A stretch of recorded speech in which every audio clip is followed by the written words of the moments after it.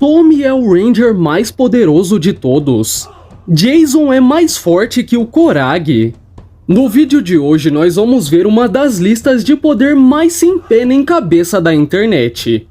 Quer saber do que eu estou falando? Então assiste esse vídeo até o final. Esses dias eu estava assistindo alguns vídeos do YouTube quando eu me deparei com uns shorts do canal O Vício. Esse é um canal que eu gosto bastante, eu acho que ele realiza um conteúdo com uma ótima qualidade, mas no caso, esse short se tratava sobre os Power Rangers mais poderosos. Eu já tinha visto esse vídeo e até comentei nele, mas eu entrei novamente para ver o que o pessoal estava falando. E nesses comentários eu vi um que me incomodou um pouco. Era um que dizia o seguinte: pelo jeito muita gente aqui nos comentários está com a cabeça completamente levada pelos vídeos do canal Lunian. Que triste, hein? E o Miguel, o narrador do vídeo, dá até uma resposta engraçada. Pessoal se baseia nos vídeos de uma pessoa e não na lore das HQs. Então hoje eu resolvi fazer um vídeo explicando por que essa lista está completamente errada do começo ao fim e por que as coisas que eu trago aqui não são a minha opinião como fã, e sim uma análise da materialidade, coisa que em nenhum momento esse vídeo proporciona. O primeiro erro do Miguel começa quando ele dissemina aquela velha falácia de que o Tommy Oliver é o Ranger mais poderoso que já existiu. Um comentário que todo fã de Power Rangers já escutou e a gente já tá acostumado com isso.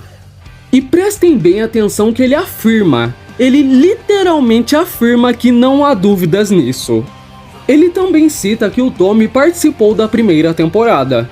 Ok, mas e aí? O que essa informação acrescenta no debate?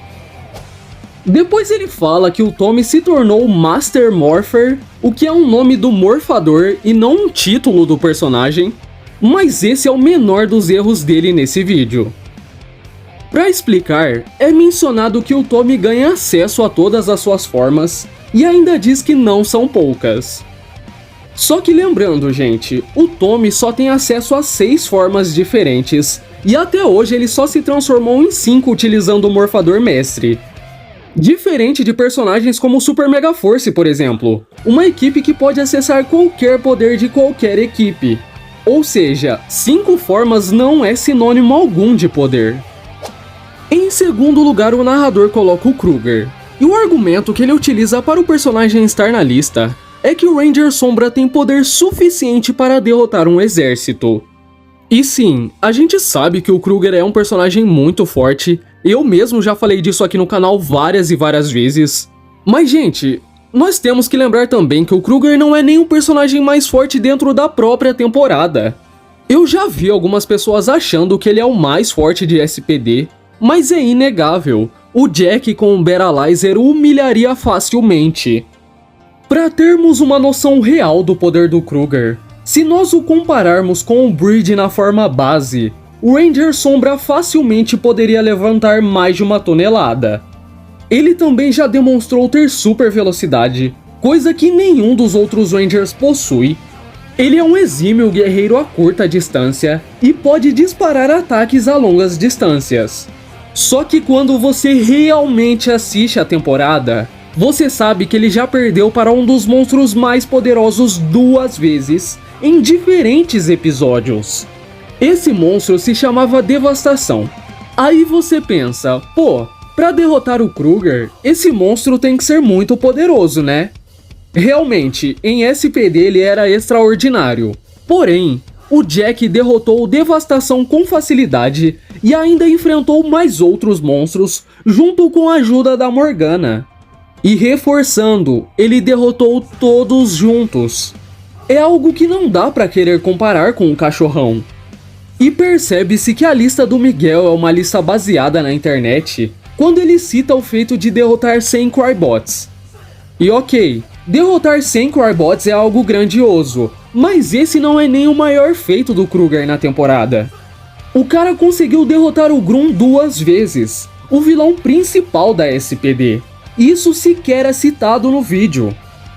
Se você pega o contexto geral da franquia, derrotar 100 Crybots não é nada demais. Existem personagens como Jaden, Ranger vermelho de samurai, que apenas utilizando duas espadas ao mesmo tempo, o cara conseguiu explodir mais de 30 Muggers de uma vez só.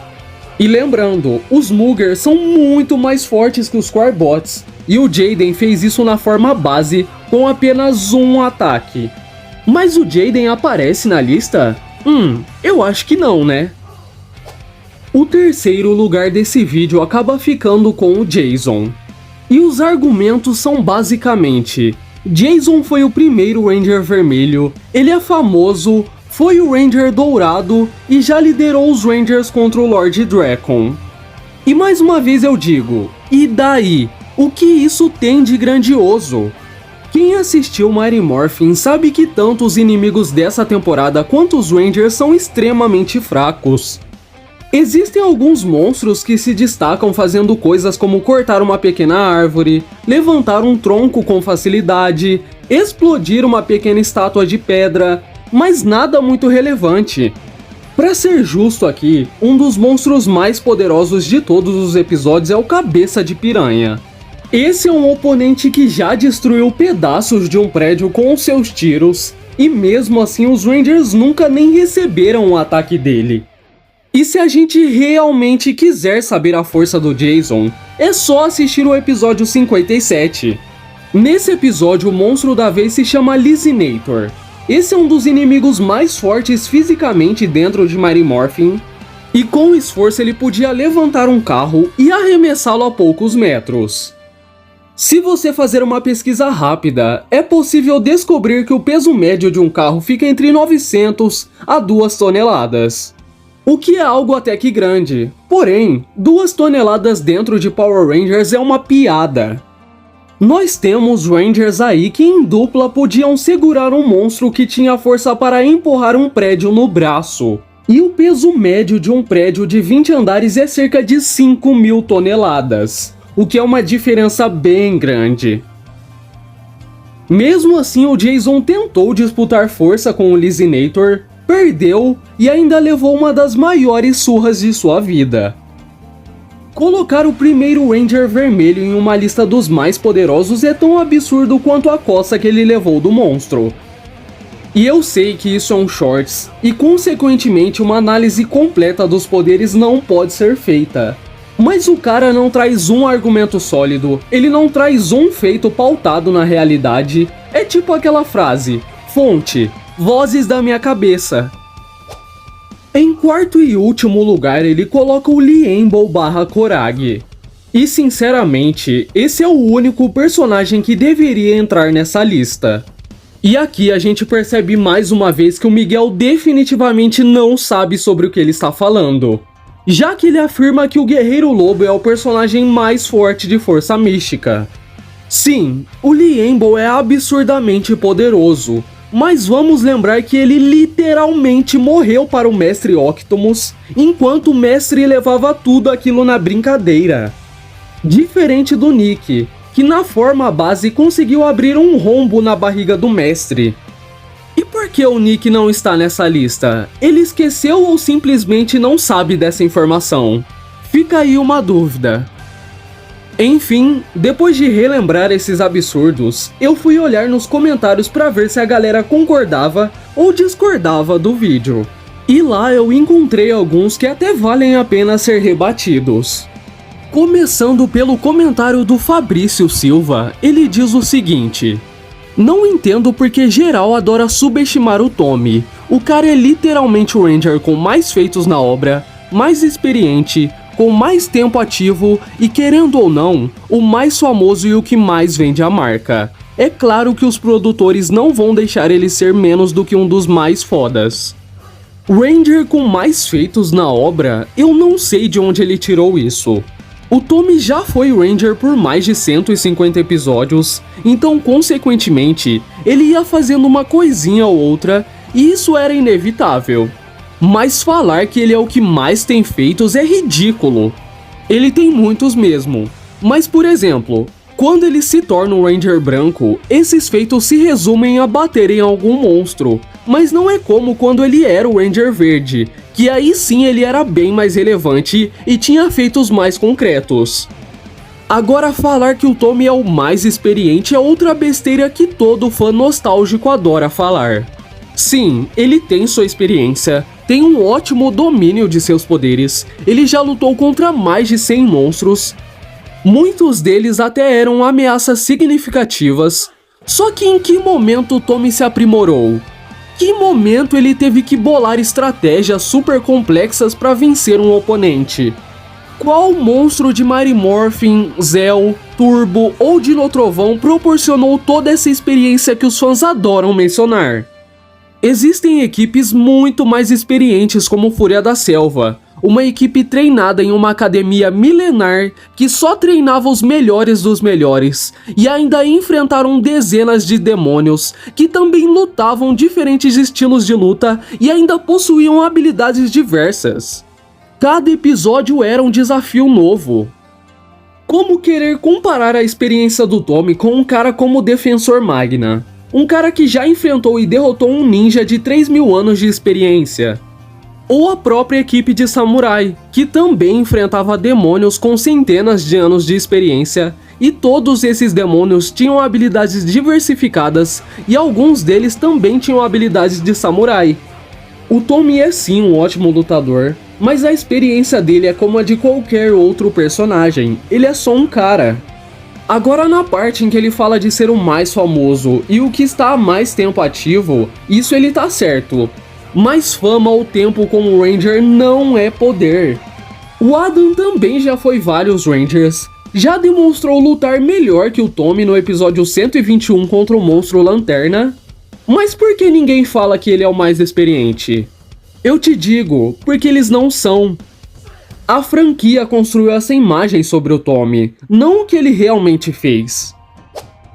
Em conjunto a isso, em todo o comentário que discordava do vídeo, o Miguel ia lá e respondia: nas HQs ele é, lista seguindo os quadrinhos. De acordo com os quadrinhos, ele é sim.